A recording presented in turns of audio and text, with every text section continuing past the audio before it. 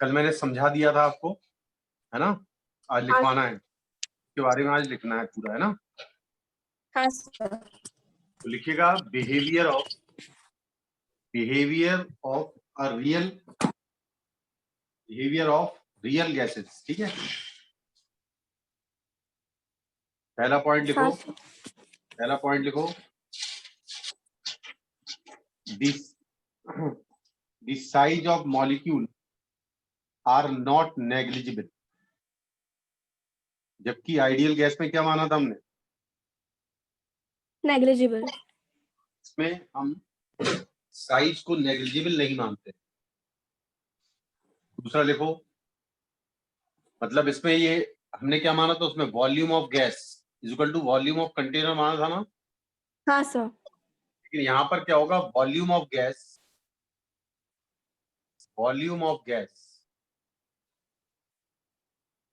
Less than volume of container. यहाँ पूरा लिखना, आप कंटेनर पूरा लिखना, कंटेनर। हाँ सर। मतलब ऐसा नहीं है कि वॉल्यूम ऑफ गैस कंटेनर के बराबर हो, हाँ कम होगा, ठीक है। हाँ सर। तो उसमें क्या था, वॉल्यूम ऑफ गैस सीधा कंटेनर के बराबर था, ठीक है ना। मिलता। हाँ हाँ। दूसरा पॉइंट लिखो, ये आ गई क्या पलक? नहीं सर, आ गई अभी। पलक, आवाज आ रही है मेरी? पलक, माइक ऑन करो। हाँ सर। हाँ, आवाज आ रही है मेरी? हाँ सर, अब आ रही है। वो नेटवर्क इशू था इसलिए लीव करना पड़ा। अब मैंने कल आइडियल गैस के बारे में पूरे पोस्टुलेट बता दिए थे। हाँ सर, बता दीजिए। बिहेवियर ऑफ रियल गैसेस के बारे में बता। तो पहला पॉइंट मैंने लिखवाया अभी। हाँ सर। कि volume, the size of molecule not negligible. और किसका साइज? रियल गैसेस का, ठीक है। हाँ सर। और उसमें हमने क्या माना था, volume of gas is equal to volume of cylinder container माना था ना। हाँ सर।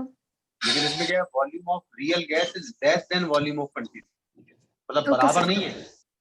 नहीं है, लेकिन हाँ कम है, ठीक है। हाँ सर। दूसरा पॉइंट देखो, थोड़ा ध्यान से समझना। हमने आइडियल गैस में दो मॉलिक्यूल के बीच में इंटरेक्शन फोर्स 0 माना था ना। हाँ सर। और पोटेंशियल एनर्जी को 0 माना था, क्योंकि फोर्स नहीं होता तो पोटेंशियल एनर्जी भी नहीं होती। 0 है। होती है। कल याद है ना? हाँ सर, सर। याद है। तो लिखिएगा दूसरा point, due to some interaction का मतलब फोर्स है ना। ड्यू हाँ to sir. Some interaction between molecules the gas pressure is always reduced. थोड़ा ध्यान दें, gas pressure is always reduced. मान लो ये वॉल, क्या है भाई ये? Wall of container. लिखो पूरा, वॉल ऑफ कंटेनर पूरा लिखो, वॉल ऑफ कंटेनर। लिख लिया? हाँ सर। अब इसमें क्या करते हैं हम, ये जैसे ये वाली लेयर है, ये यहां पर मॉलिक्यूल है ये, और इसके जस्ट बाद वाली लेयर है, ठीक है। हाँ सर। मतलब ये वाली लेयर है जो बिल्कुल दीवार के पास है, टकराने वाली है। और इसके नेक्स्ट वाली लेयर ये क्या है? गैस मॉलिक्यूल, ठीक है ना। हाँ सर। क्या है ये? Gas molecule. ये मॉलिक्यूल इस पर फोर्स लगाएगा, इस पे टकराएगा तो फोर्स लगाएगा ना। हाँ सर। और ये वाले मॉलिक्यूल के कारण, इसके कारण एक इंटरेक्शन फोर्स होगा कि नहीं? हाँ सर। तो इस पर जो नेट फोर्स होगा वो एक तो दीवार लगाएगी और एक ये मॉलिक्यूल लगाएगा, इंटरेक्शन फोर्स। समझे कि नहीं समझे? हाँ सर, समझ गए। तो जो नेट फोर्स होता है वो कम हो जाता है। पहले हमने इनका फोर्स तो माना ही नहीं था इस पर, हमने तो ये माना था ये मॉलिक्यूल सीधा दीवार पे फोर्स लगाएगा कि नहीं। हाँ सर। सुनो, इस वाले मॉलिक्यूल पर पीछे वाला मॉलिक्यूल एक अट्रैक्शन का फोर्स लगा रहा है, तो उसकी वेलोसिटी कम हो रही है। हो रही कि नहीं हो रही? कम हो रही है सर। इस वाले मॉलिक्यूल पे इससे पीछे वाला मॉलिक्यूल अगर फोर्स लगाएगा इंटरेक्शन का, तो इस पर फोर्स अगर पीछे की तरफ है तो इसकी वेलोसिटी कम होगी ना। हाँ सर। जब हाँ इसकी सर। वेलोसिटी कम होगी तो ये कम वेलोसिटी से जाके इस कंटेनर की वॉल से टकराएगा हाँ सर। और कम वेलोसिटी से टकराएगा तो कम मोमेंटम होगा। अरे मोमेंटम क्या होता है? मास इनटू वेलोसिटी होती है ना। हाँ सर। तो कम वेलोसिटी से टकराएगा तो कम मोमेंटम होगा उसका, और हाँ कम सर। मोमेंटम ये ट्रांसफर करेगा। जब कम मोमेंटम ट्रांसफर करेगा तो फोर्स भी कम लगाएगा दीवार पर, लगाएगा कि नहीं? लगाएगा सर। जब दीवार पर कम फोर्स लगाएगा तो प्रेशर भी कम हो जाएगा। क्या हो जाएगा? प्रेशर कम हो जाएगा। आ रहा है समझ में कि नहीं आ रहा है? इतना बताओ।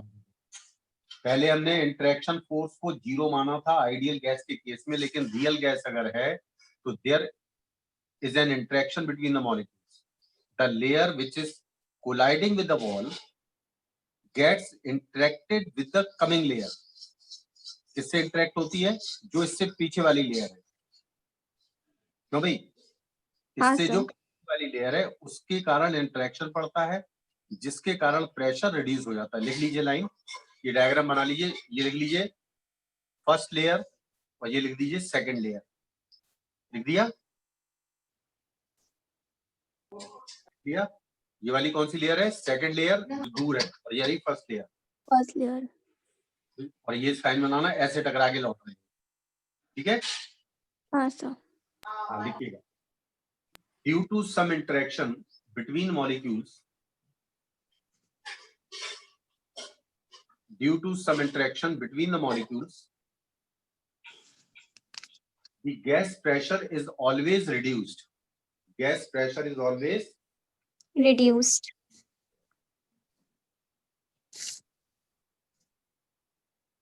ये सेकंड लेयर लिख दी थी आपने, ये फर्स्ट लेयर लिख ली ना? हाँ सर। ये वाले जो मॉलिक्यूल है लिख दी, यहाँ फर्स्ट लेयर में लिख दो gas molecules colliding with wall. ये वाले मॉलिक्यूल टकरा रहे हैं वॉल से, फर्स्ट लेयर वाले। दिया? हाँ सर। सेकंड वाले लेयर के आगे लिख दो the gas molecules which exert interaction, which exerts interaction, which exert interaction। और ब्रैकेट में लिख देना इंटरेक्शन कौन सा है? अट्रैक्शन वाला है, ऑलवेज अट्रैक्शन। लिख दिया? हाँ sir. exert interaction on the molecule of first layer। ये वाली सेकंड लेयर वाले मॉलिक्यूल फर्स्ट वाली लेयर के मॉलिक्यूल पर एक अट्रैक्शन फोर्स लगाएंगे, जिससे इनकी वेलोसिटी कम होती जाएगी। और कम वेलोसिटी का मतलब मोमेंटम कम होगा, और एक कम मोमेंटम ट्रांसफर करेंगे, कम फोर्स लगाएंगे तो प्रेशर भी कम हो जाएगा। आया नहीं आया? आ गया सर। I guess so. दूसरा पॉइंट लिखो, due to interaction between the molecules potential energy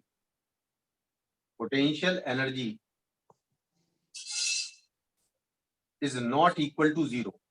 not equal लिख लेते ना, इक्वल करके काट देना, नॉट इक्वल टू 0 लिख लिया। हाँ सर। तीसरा पॉइंट लिखो, चौथा point, the collision of gas molecules are not perfectly elastic. Elastic मैंने कल बताया था। हाँ सर। इलास्टिक में क्या होता है? इलास्टिक में क्या होता है? Random motion. क्या इलास्टिक में क्या बताया था मैंने? Random motion. अरे नहीं, वो तो ब्राउनियन मूवमेंट था। इलास्टिक कोलिजन बताया था कुछ। हाँ सर, जो Energy बॉडी constant टेस्ट में रहता थी। इलास्टिक कोलिजन में एनर्जी बिफोर कोलिजन और आफ्टर कोलिजन बराबर होती है। हाँ तुम लोग सर। याद नहीं रखते हो, हमें याद रखना पड़ता है, पर मैंने समझाया भी था, याद रखना पड़ेगा भी। तो रियल गैसेस में क्या होता है? मॉलिक्यूल के बीच में जो कोलिजन होता है that is not perfectly elastic. लिख लिया? हाँ सर। अब याद रखोगे, भूलोगे तो नहीं। नहीं sir. therefore continuously some energy loses, क्योंकि कोलिजन बराबर होते रहेंगे और हर कोलिजन में कुछ ना कुछ एनर्जी लूज होती जाएगी। होती जाएगी। हाँ सर। तो और तीसरा पॉइंट लिखो, सॉरी कौन सा पॉइंट, हाँ सी में लिखो, at very high temperature, at very high temperature, kinetic energy of all molecules are very high, are very high। लिख लिया? हाँ सर। क्या आगे लिख दो, पोटेंशियल एनर्जी इज नेग्लिजिबल, यानी हाई टेम्परेचर पर पोटेंशियल एनर्जी को जीरो मान लेते हैं। और पोटेंशियल एनर्जी जीरो किस में मानते हैं, आइडियल गैस में मानते हैं। हाँ सर। इसका मतलब रियल गैसेस हाई टेम्परेचर पर क्या आइडियल गैसेस बनने लगती हैं, हाँ सर, ये बनने लगती हैं। बनने लगती है सर। हाई टेम्परेचर पर उनकी पोटेंशियल एनर्जी नेग्लिजिबल हो गई, यानी जीरो हो गई। जीरो हो गई इसका मतलब आइडियल गैस के रूल को फॉलो करने लगी ना ये। हाँ सर। पांचवा पॉइंट लिखो, at very low pressure, at very low pressure, जब बहुत लो प्रेशर है, देखो थोड़ा ध्यान से, मान लीजिए एक कंटेनर है, क्या है ये, कंटेनर। कंटेनर है, और एक दूसरा कंटेनर है, इसमें मॉलिक्यूल है किसके, किसके मॉलिक्यूल है, गैस के, और इसमें भी गैस के मॉलिक्यूल है। किसमें ज्यादा मॉलिक्यूल है, इसमें ज्यादा मॉलिक्यूल है, फर्स्ट वाले में। हाँ सर। तो इसका प्रेशर हमने P1 मान लिया और इसका प्रेशर P2 मान लिया, समझ में आ रहा। हाँ सर। तो इसका मतलब P2 कम होगा P1 से। हाँ सर। और अच्छा, दो मॉलिक्यूल के बीच में जो सेपरेशन है यहाँ पर, और दो मॉलिक्यूल के बीच में सेपरेशन है यहाँ पर, तो जो R2 सेपरेशन है, जो दो मॉलिक्यूल के बीच का सेपरेशन है, R2 इसमें है और R1 इसमें है, तो R2 बड़ा है R1 से। R2 बड़ा होगा R1 से। हाँ सर। अगर मॉलिक्यूल के बीच का सेपरेशन बढ़ता है तो इंटरेक्शन फोर्स घटता है। इंटरेक्शन फोर्स क्या होता है, घटता है। अरे नहीं समझे, लो प्रेशर पर मॉलिक्यूल के बीच में गैप ज्यादा हो जाएगा ना, हाँ सर। और गैप के ज्यादा होने से दो मॉलिक्यूल के बीच में इंटरेक्शन फोर्स नेग्लिजिबल हो जाएगा। क्या हो जाएगा, नेग्लिजिबल हो जाएगा। आइडियल गैस की प्रॉपर्टी है कि इंटरेक्शन फोर्स जीरो होना चाहिए या नेग्लिजिबल होना चाहिए, होना चाहिए कि नहीं होना चाहिए, होना चाहिए सर। तो इसका मतलब लो प्रेशर पर इंटरेक्शन फोर्स जीरो हो रहा है ना, हाँ सर। और हाई टेम्परेचर पर पोटेंशियल एनर्जी जीरो हो रही है, हो रही कि नहीं। हाँ सर। तो अगर किसी रियल गैस को आइडियल बनाना है तो क्या करना पड़ेगा, प्रेशर को लो करना पड़ेगा और टेम्परेचर को हाई करना पड़ेगा। नहीं आया समझ में, आया कि नहीं, आया कि नहीं, हेलो आया आ कि गया नहीं। सर। अच्छा, एक चीज और सुनो, मान लो इसमें N1 मॉलिक्यूल है और इसमें N2 मॉलिक्यूल है, लेकिन दोनों का वॉल्यूम B बराबर है, दोनों का वॉल्यूम क्या है, बराबर। तो N1 अपॉन बी यानी N upon B, N upon B कहलाती है मॉलिक्यूलर डेंसिटी। क्या कहलाती है, molecular density. Molecular density. Molecular density. अब दोनों का V क्या है, सेम। N1 ज्यादा है या N2 ज्यादा है, N2। अरे नंबर ऑफ मॉलिक्यूल ये ज्यादा है या ये ज्यादा है, N1। इसमें ज्यादा मॉलिक्यूल नहीं दिख रहा तुम्हें, हाँ सर। N1 बड़ा है ना N2 से। हाँ तो सर। ये लिखो आप मॉलिक्यूलर डेंसिटी, ये क्या है भी, क्या लिखा आपने ये, मॉलिक्यूलर डेंसिटी। तो मॉलिक्यूलर डेंसिटी किसमें हाई है, जिसमें प्रेशर हाई, जिसमें प्रेशर हाई है। तो लिखिएगा molecular density decreases when pressure decrease, जब प्रेशर को कम करते हैं तो मॉलिक्यूलर डेंसिटी कम होती है, यानी सेम वॉल्यूम में कम मॉलिक्यूल आ पाते हैं। समझ गए? हाँ sir. Therefore, the separation between the molecule increases. Therefore, separation between the molecule increases. ठीक है? हाँ sir. So, interaction between the molecules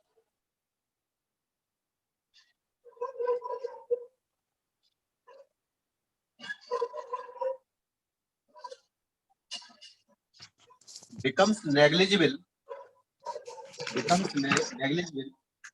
उसका कारण लिख दो नीचे ब्रैकेट में, because molecular force is short range force. कौन सा फोर्स अभी? कौन सा फोर्स है? Short range force. मतलब अगर बीच में गैप बहुत ज्यादा होगा तो ये फोर्स नेग्लिजिबल हो जाएगा, जब बहुत पास पास आ जाएंगे तो फोर्स स्ट्रांग हो जाएगा। समझे? हाँ सर। नहीं समझे? तो प्रेशर के कम होने से मॉलिक्यूलर डेंसिटी कम होती है, मॉलिक्यूलर डेंसिटी के कम होने से मॉलिक्यूल के बीच का सेपरेशन बढ़ता है, और सेपरेशन के बढ़ने से मॉलिक्यूलर फोर्स नेग्लिजिबल हो जाता है, क्योंकि molecular force short range force है, यानी बहुत पास पास होंगे तभी वो एग्जिस्टेंस करेगा। क्लियर हुआ कि नहीं हुआ? क्लियर हुआ? हाँ सर। समझ में आ गया अच्छी तरह? Yes sir. समझ में आया कि नहीं आया? आ गया सर। टेस्ट में भी आया हाँ सर। और स्पष्ट तुम्हें आया? जी सर। तो पहली बात है कि अगर रियल गैस को आइडियल बनाना है तो प्रेशर कम करना है और टेम्परेचर को बढ़ाना है। समझ गए? हाँ सर। आगे लाइन लिख दो एक। Therefore, at very high temperature and very low pressure,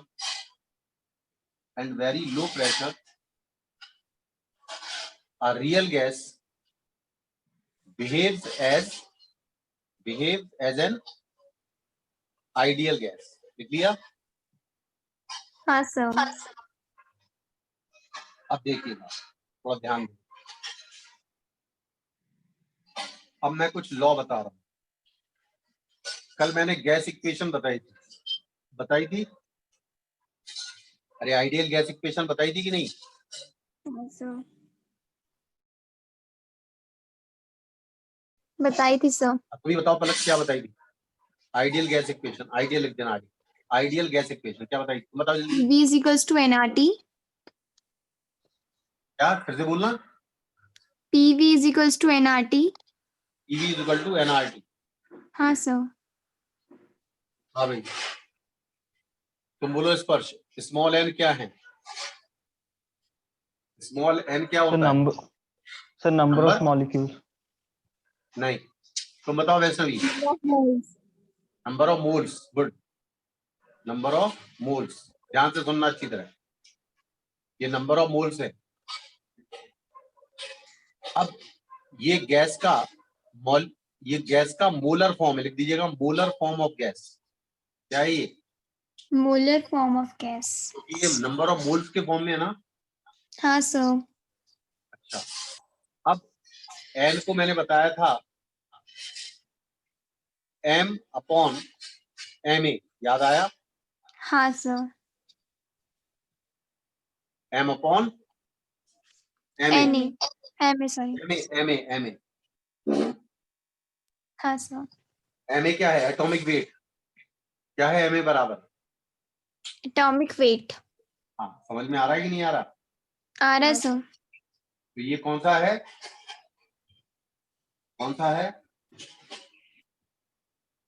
अरे ये मास के टर्म्स में है ना? हाँ सर। हाँ सर। अब ये m है। अब PV वॉल्यूम को लिख सकते हैं मास अपॉन डेंसिटी। क्या लिख सकते? Mass upon density. तो total mass of gas upon density of gas, ये डेंसिटी है, इज इक्वल टू n का मतलब है total mass upon molecular weight. ये लिख देना मॉलिक्यूलर वेट इनटू RT। नहीं समझ में आ रहा? आ रहा है सर। वॉल्यूम को लिखा total mass of gas upon density, volume is equal to mass upon density, और नंबर ऑफ मोल्स को लिखा total mass upon molecular weight. समझ में आया? हाँ सर। m से m कैंसिल हो गया, तो p इज इक्वल टू क्या आया? p is equal to rho upon ma, rho upon ma is into RT। आया कि नहीं आया? हाँ सर। क्या आया भैया? देखिए density form of gas equation, ये किस फॉर्म में है? किस फॉर्म में है ये? डेंसिटी फॉर्म में। और ये वाला किस फॉर्म में है? ये वाला मोल, ठीक है। Molar form. हाँ, n को चाहे तो लिख सकते total number of molecules upon Avogadro number. हाँ बताया था सर। कल। हाँ सर। इसी इक्वेशन को PV is equal to n upon Na लिख सकते हैं, हाँ sir. n upon Na into RT,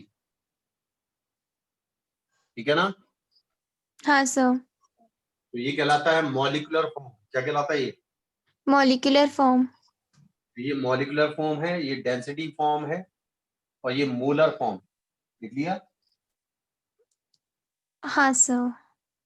और आगे लिखिएगा स्टार मार्क करके, pressure volume and temperature are known as states of the gas. यानी प्रेशर वॉल्यूम एंड टेम्परेचर ये स्टेट कहलाती है। क्या कहलाती हैं?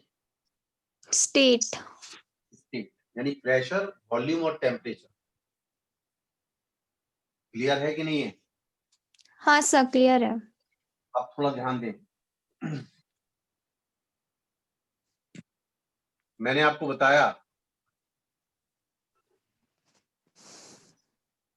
मान लो ये ग्राफ ले रहे हैं हम, ये PV अपॉन म्यू RT,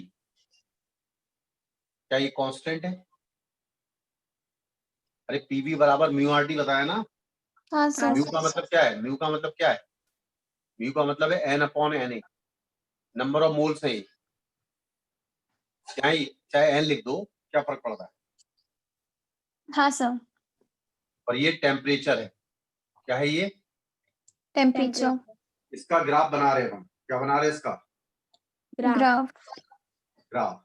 अब जब ग्राफ बनाएंगे तो हमारी रियल गैस जो है वो आइडियल गैस की तरह कब काम करती है? हाई टेम्परेचर पे या लो टेम्परेचर पे? हाई टेम्परेचर लो प्रेशर पे। हाँ, हाई। लेकिन हम ग्राफ किसका बना रहे हैं? ग्राफ किसका बना रहे हैं?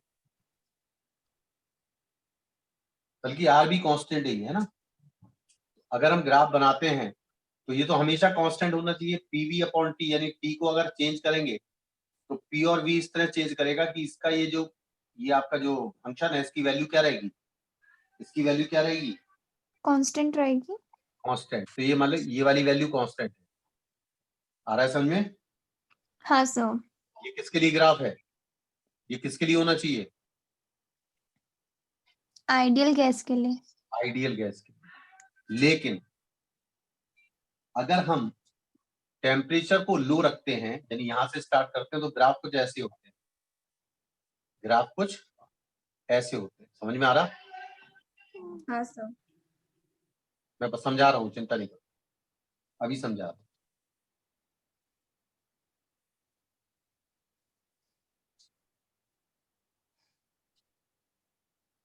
ठीक है? हाँ सर। अब थोड़ा ध्यान दें। ये T3 है, मान लो ये आपने ग्राफ ड्रॉ किया T3 पर, ये किया T2 पर, और ये किया T1 पर, और उसके बाद अगर टेम्परेचर को बढ़ाया तो आइडियल को टच कर गया। कर गया नहीं कर गया? हाँ सर कर गया। ये तो आइडियल को टच नहीं कर रहा है ना। नहीं सर। कौन सा टेम्परेचर इनमें सबसे कम होगा? T3, T2 या T1?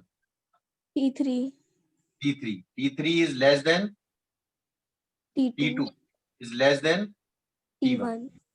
समझ में आ रहा है? जैसे हाँ जैसे हम टेम्परेचर बढ़ाते जाएंगे, ये कौन से बिहेवियर है सारे? ये आपके रियल गैसेस है। क्या है ये? Real Real gases gas। है। सबसे ऊपर वाली गैस कहाँ पहुंच गई? यही रियल गैस हाई टेम्परेचर पे किसमें कन्वर्ट हो गई? आइडियल गैस Ideal में। gas। समझ में आया? हाँ हाँ सर। सर। तो PV Yes, upon sir. Mu T, mu का मतलब एन लिख देना चाहे आप, ये कांस्टेंट है, ये जब भी बिहेव करेगा आइडियल गैस की तरह जब हाई टेम्परेचर होगा। क्लियर हुआ कि नहीं हुआ? हाँ हो सर। गया। लिख दिया? अरे लिख लिया? हाँ सर।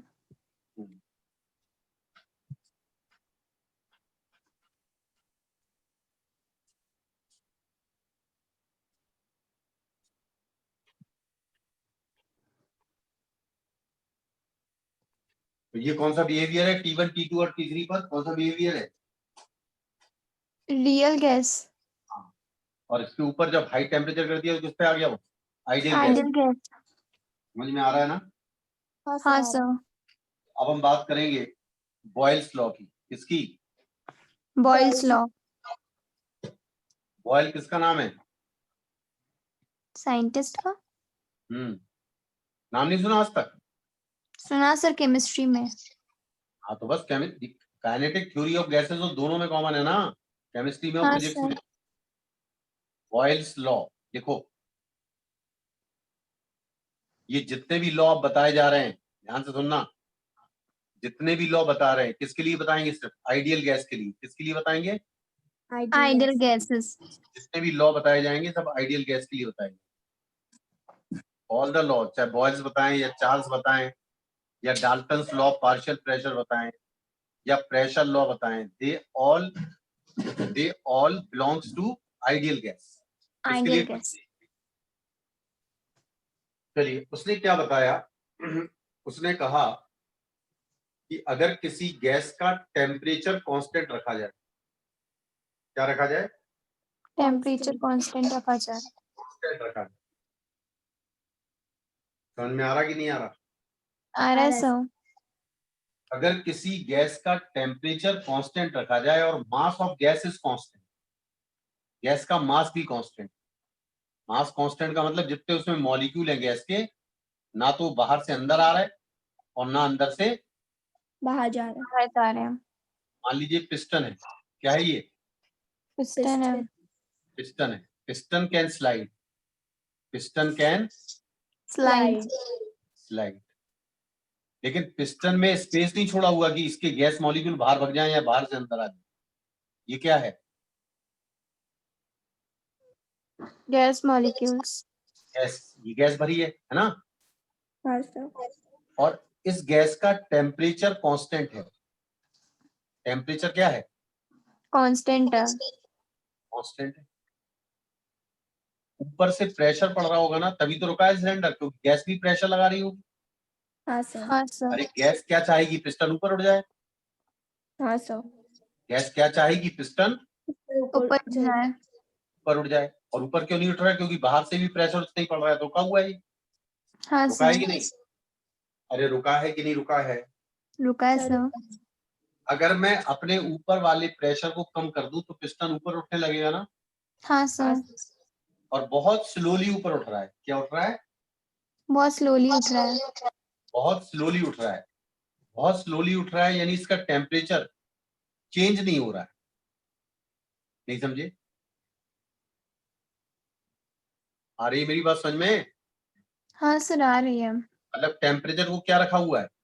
कांस्टेंट रखा है। तो मान लीजिए हमने इसको कम किया प्रेशर को, तो ये कितना उठ गया? क्या गैस मॉलिक्यूल बढ़ गए या उतने के उतने हैं? अरे गैस मॉलिक्यूल कम हो गए या बढ़ गए या उतने के उतने हैं? उतने ही रहेंगे। उतने ही रहेंगे ना। अरे कोई स्पेस हाँ थोड़ी सर। है कि उड़ जाएंगे या बाहर से अंदर आ जाएंगे। हाँ सर। नहीं आ रहा समझ? आ रहा है सर। तो मास गैस का कांस्टेंट है या चेंज हुआ? सेम है, कांस्टेंट है। बॉयल ने यही कंडीशन ली है। तो बॉयल ने बताया for a given mass of gas, for a given mass of gas at constant temperature, मैं लिखवाऊंगा एक बात पहले सुन लो। At constant temperature the pressure is inversely proportional to volume.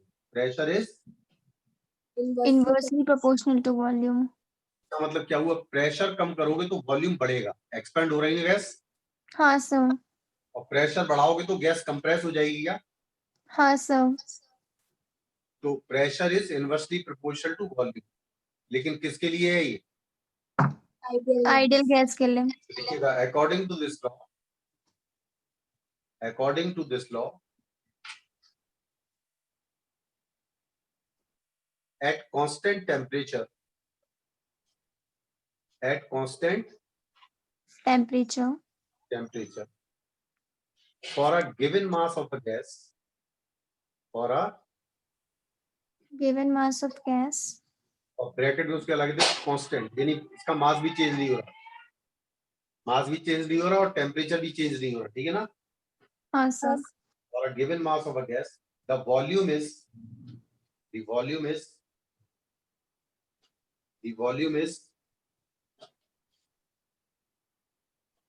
inversely proportional to pressure, inversely proportional to pressure. pressure। लिख दिया? हाँ सर। अरे लिखा कि नहीं? लिख लिया सर। यानी हम कहें कि किसी भी इंस्टेंट पर अगर वॉल्यूम V है, प्रेशर P है, क्या क्या चीजें कांस्टेंट है? M क्या है? मास ऑफ गैस क्या है? Constant mass. Mass of gas क्या है? कांस्टेंट है। और टेम्परेचर? कांस्टेंट है। बस पिस्टन ऊपर नीचे जाएगा तो वॉल्यूम चेंज होगा। हाँ सर। ऊपर कब जाएगा? जब प्रेशर कम होगा, और नीचे कब जाएगा? जब प्रेशर बढ़ेगा। यानी अगर पिस्टन नीचे जा रहा है तो वॉल्यूम क्या हो रहा है? कम हो रहा है। कम हो रहा है। हाँ सर। और प्रेशर बढ़ रहा है, क्यों बढ़ भाई? रहा है। और अगर पिस्टन ऊपर जा रहा है तो वॉल्यूम बढ़ रहा है, प्रेशर कम हो रहा है। प्रेशर कम हो रहा है। सही है कि नहीं है? हाँ सर। तो उसने अपना लॉ दिया कि P inversely proportional to volume. नहीं आया समझ में? आ गया सर। या P इंटू वी मल्टीप्लाई कर दो, प्रोपोर्शनल टू 1 है ना, 1 का हाँ, मतलब सर। कांस्टेंट है ये, 1 को क्या लिख सकते हैं हम? कांस्टेंट। और कांस्टेंट क्या क्या चीजें हैं? टेम्परेचर और मास। मास। सही है? हाँ सर। देखना, ये प्रेशर है, ये वॉल्यूम है, ये उसने ग्राफ बनाया, ये उसका थ्योरेटिकल कर्व है। कैसा कर्व है? थ्योरेटिकल। और से देखो, जब प्रेशर बढ़ रहा है तो क्या वॉल्यूम कम हो रहा है? हाँ सर। और जब प्रेशर कम हो रहा है, नीचे आ रहा है, तो वॉल्यूम बढ़ रहा है क्या? हाँ सर। देखो ना, यहाँ पर क्या चीज बढ़ रही है? क्या चीज बढ़ रही है नीचे? वॉल्यूम। क्या कम हो रहा है? प्रेशर। और यहाँ पर क्या हो रहा है? प्रेशर बढ़ रहा है ना, हाँ सर। वॉल्यूम क्या हो रहा है? कम हो रहा है। इस ग्राफ का शेप कहलाता है रेक्टेंगुलर हाइपरबोला। क्या कहलाता है ये? Rectangular hyperbola. रेक्टेंगुलर देखना पूरा। देखो शेप कैसा है इस ग्राफ का। अरे शेप कैसा है इस ग्राफ का? रेक्टेंगुलर। ठीक है? हाँ सर। ठीक है कि नहीं? इसका नाम लिख देना रेक्टेंगुलर। जब भी देखना इस तरह का ग्राफ आए, जब एक वेरिएबल दूसरे का इनवर्सली प्रोपोर्शनल हो, तो जो शेप बनता है वो हमेशा क्या कहलाता है? Rectangular hyperbola. लिया? हाँ सर। लिखा कि नहीं? लिख लिया सर। ये कैसे आया देखो, हमने गैस इक्वेशन से ही आया है। बॉयल्स लॉ कहां से आया है? Gas equation. क्या था? पीवी बराबर एनआरटी बताया ना। हाँ सर। एन है नंबर ऑफ मोल्स। क्या है? Number of moles. अगर गैस कांस्टेंट है, गैस का मास चेंज नहीं हो रहा, तो एन कांस्टेंट रहेगा ना। हाँ हाँ सर। सर। और आर कहलाता है गैस कांस्टेंट। हाँ सर। और टेम्परेचर को उसने कांस्टेंट माना ही है, हाँ सर। यानी पूरी चीजें क्या है ये? कांस्टेंट है। इसका मतलब पीवी बराबर क्या है? कांस्टेंट। हाँ पीवी सर। बराबर क्या है? कांस्टेंट। तो बॉयल्स ने उसी गैस इक्वेशन में टेम्परेचर को कांस्टेंट रखा और मास ऑफ गैस को कांस्टेंट रखा, आर तो कांस्टेंट होता ही है, यानी पीवी बराबर कांस्टेंट उसने गैस इक्वेशन से निकाला है। किससे निकाला है? गैस Gas निकाला है। नहीं आ रहा समझ में? आरएस से आ रहा है। हाँ, अब उसके ग्राफ को वेरीफाई किया गया, उसके ग्राफ को वेरीफाई किया गया। तो फेजर डायग्राम आपने पढ़े ना? हेलो, फेजर डायग्राम पढ़े ना? हाँ सर। पढ़े कि नहीं पढ़े, जल्दी बताओ। अरे बताया था कि नहीं? अरे phasor diagram solid liquid gas नहीं बताया था? हेलो हेलो, हाँ आ सर। रही है बात समझ में कि नहीं आ रही? आ रही है ना? सर मेरे पास रुक रुक के आ रही है। तो उसने जो ग्राफ बनाया, थोड़ा ध्यान से सुनना, उसका प्रैक्टिकली ग्राफ ये आए। क्या क्या समझे, कैसे आई ग्राफ? प्रैक्टिकली जब उसने लैब में एक्सपेरिमेंट किया तो ये ग्राफ आ गया।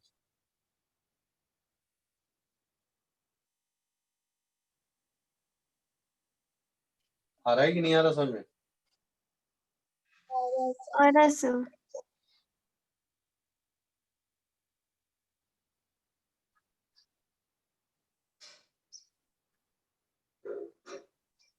ये टेम्परेचर था उसका T3, ये टेम्परेचर था T2 और ये टेम्परेचर है T1। क्या ये वाला ग्राफ ही बॉयल से दिया था? हाँ सर। सबसे तो T1 जो है वो ग्रेटर देन T2 और ग्रेटर देन, T3। तो ये कौन सा ग्राफ है? थियोटिकल कौन हाँ सा ग्राफ है ये? और theoretical। थियोटिकल ग्राफ मैच कर रहा है बॉयल से। और ध्यान हाँ रखो, ओरिजिन से जो ग्राफ जितनी ज्यादा दूर है, इसका मतलब उसका टेम्परेचर उतना ज्यादा है। तो ग्राफ सबसे कौन सा वाला दूर है? T1 वाला दूर है ना? हाँ सर। तो T1 का टेम्परेचर T2 से ज्यादा और T2 का टेम्परेचर T3 किससे से ज्यादा? ज्यादा। तो पीवी ग्राफ में जो ग्राफ ओरिजिन से, ओरिजिन का मतलब दोनों एक्सिस जहां कट करती है, ओरिजिन से जो जितनी दूर होगा उसका टेम्परेचर उतना हाई होगा और वो बॉयल्स लॉ को ज्यादा फॉलो करेगा। बॉयल्स लॉ को ज्यादा ज्यादा फॉलो फॉलो करेगा। समझ में आ रहा है कि नहीं आ रहा? आ रहा है सर। RS sir. क्लियर है? क्लियर है? हाँ। अब सुनो, एक सवाल करते हैं छोटा सा। मान लीजिए